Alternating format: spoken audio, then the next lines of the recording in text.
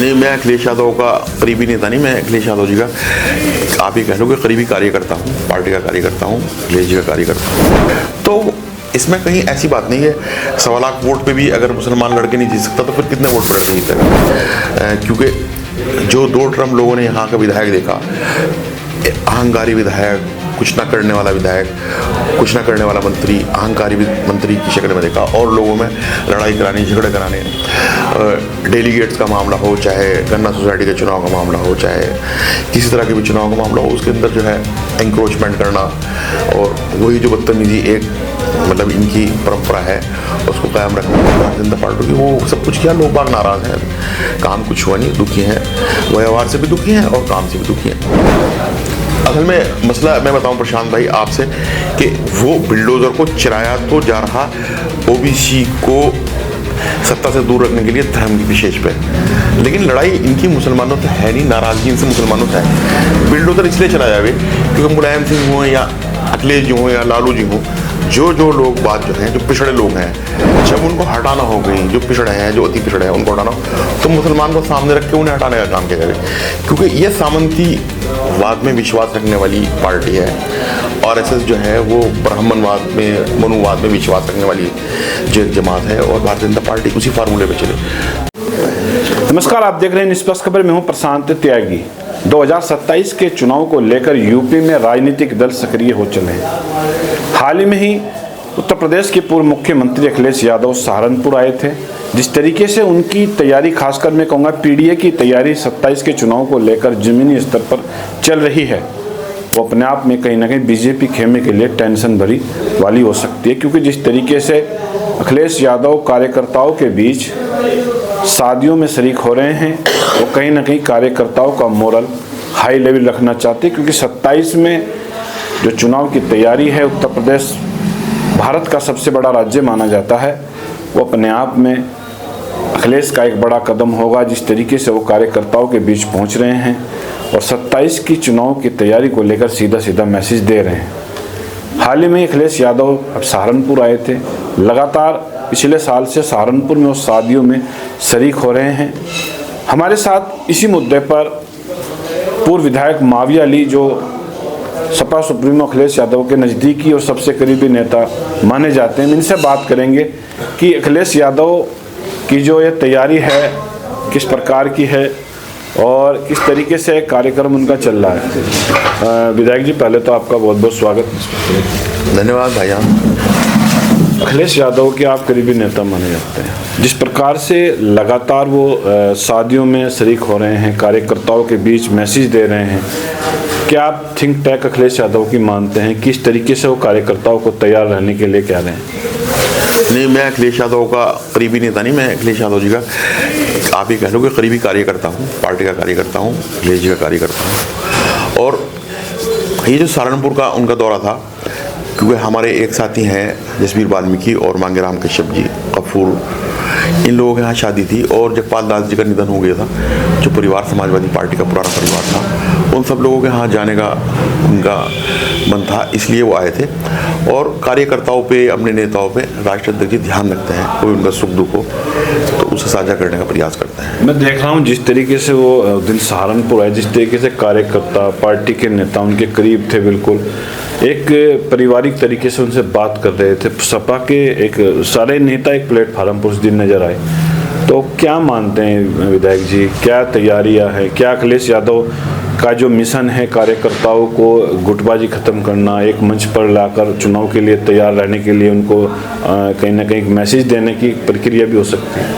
देखो, राष्ट्रीय अध्यक्ष जी जो है अखिलेश जी, वो ऐसे करिश्माई व्यक्तित्व के स्वामी हैं कि चाहे भारतीय जनता पार्टी का भी नेता या कार्यकर्ता सड़क से गुजर रहा हो, अगर राष्ट्रीय अध्यक्ष जी उधर से आ रहे तो जब तक वो उन्हें देख नहीं लेने का, उन्हें नमस्ते नहीं कर लेने का, उसके मन में एक अजीब सी मतलब संकोच सा रहेगा कि यार मैंने नमस्ते नहीं की। वो उनका व्यक्तित्व इस तरह का है कि वो किसी भी पार्टी का आदमी हो, किसी भी धर्म जाति का आदमी हो, उनको नमस्ते, उनसे प्यार और हर तरह की जो है लगाव की भावना रखता है। और जहाँ तक ग्रुपबाजी की बात है, हमारी पार्टी में कोई ग्रुपबाजी नहीं है। 7 सीटें हैं, 7 की 7 सीटों पर राष्ट्रीय अध्यक्ष जिन जिन लोगों को टिकट देंगे या गठबंधन के माध्यम से जिन जिन लोगों को टिकट मिलेंगे वो लोग चुनाव लड़ेंगे, सारी पार्टी मिलकर उनको सपोर्ट करेगी। मेरा आपसे सवाल है, 27 को जैसे चुनाव है विधानसभा, देवबंद सबसे हॉट विधानसभा मानी जाती है सहारनपुर जिले के, और पश्चिम उत्तर प्रदेश में भी इसका एक अपना, पश्चिम कहूँ क्या पूरे देश के अंदर एक इसका मैसेज अलग ही जाता है।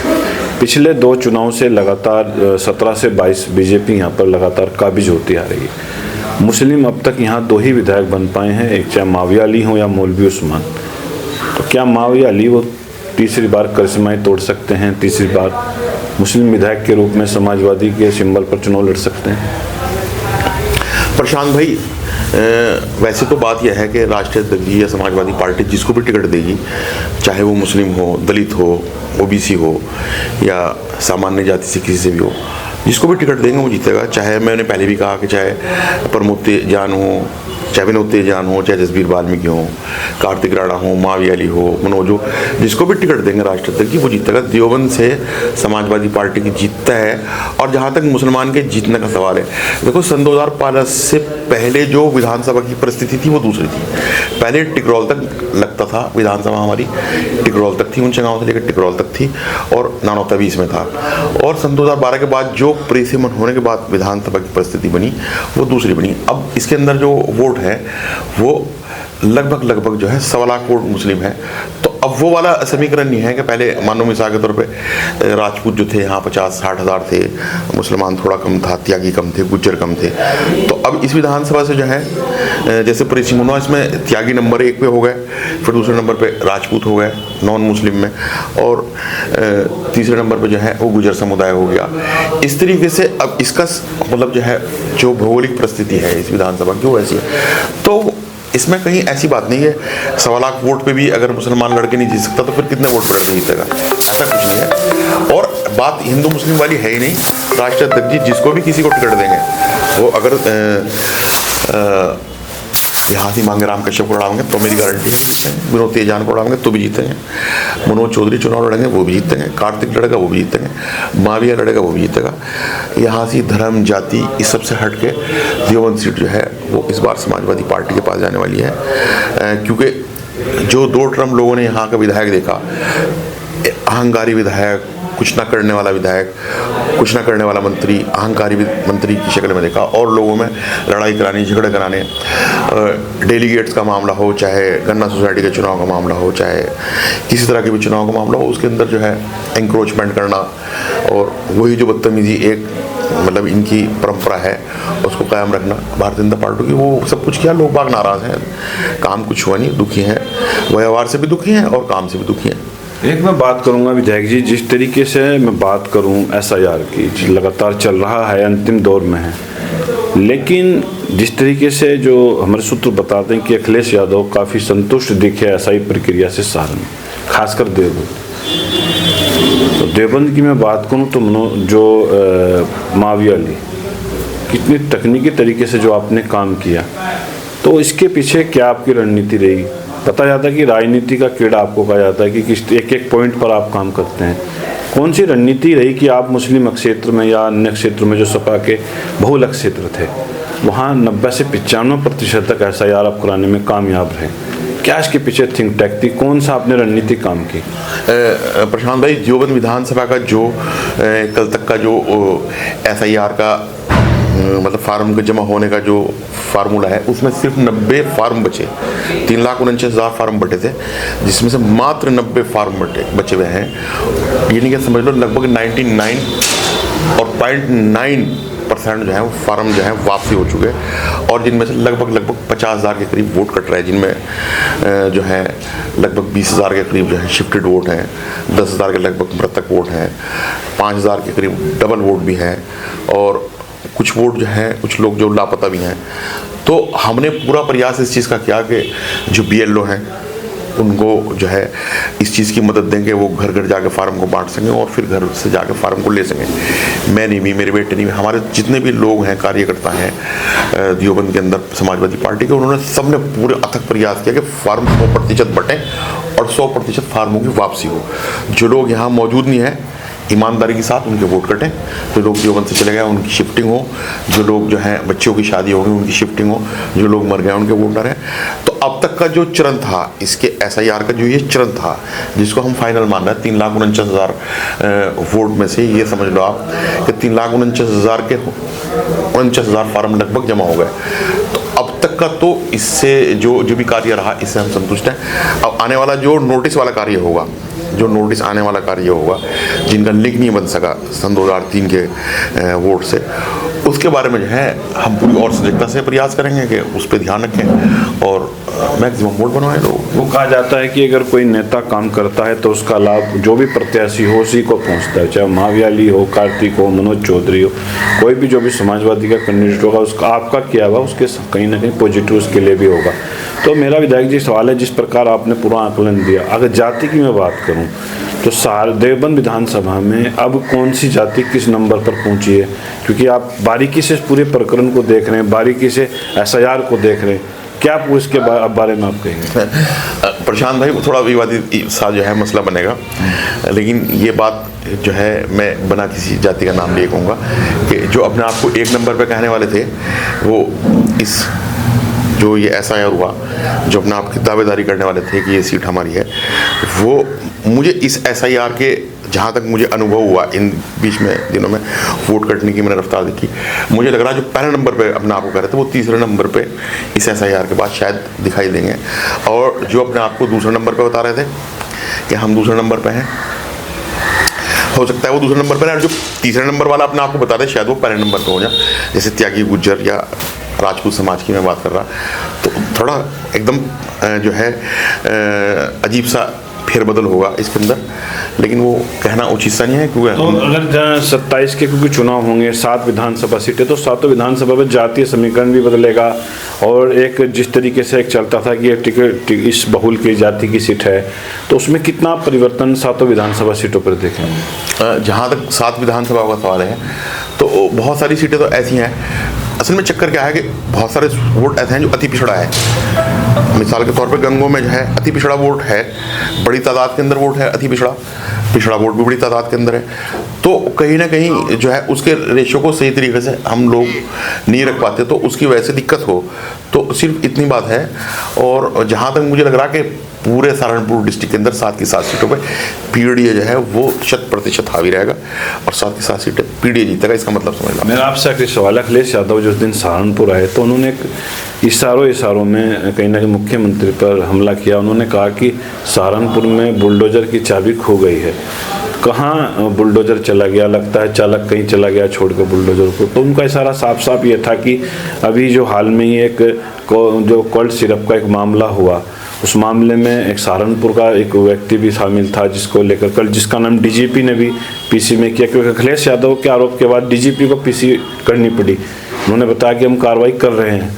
तो क्या मानते हैं, बुलडोजर की जो नीति है ये सही थी या गलत थी? दूसरा सवाल ये कि क्या धर्म देखकर बुलडोजर चलाया जाता है? असल में मसला मैं बताऊं प्रशांत भाई आपसे कि वो बुलडोजर को चलाया तो जा रहा OBC को सत्ता से दूर रखने के लिए धर्म की विशेष पे, लेकिन लड़ाई इनकी मुसलमानों से है नहीं, नाराजगी इनसे मुसलमानों से है। बुलडोजर इसलिए चलाया जाए क्योंकि मुलायम सिंह हों या अखिलेश जी हों या लालू जी हों, जो लोग बात जो हैं, जो पिछड़े लोग हैं, जब उनको हटाना हो गई, जो पिछड़े हैं, जो अति पिछड़े हैं, उनको हटाना हो, तो मुसलमान को सामने रख के उन्हें हटाने का काम किया जाए। क्योंकि ये सामंतीवाद में विश्वास रखने वाली पार्टी है, RSS जो है वो ब्राह्मणवाद में, मनुवाद में विश्वास रखने वाली जो एक जमात है, और भारतीय जनता पार्टी उसी फार्मूले पे चले। तो असल तो बात यह है कि इन्हें OBC की, दलित की मुखालफत करनी है, लेकिन क्योंकि OBC की दलित की मुखालफत करने का रास्ता ढूंढ रखा कौन सा, वो मुस्लिम ढूंढ रखा।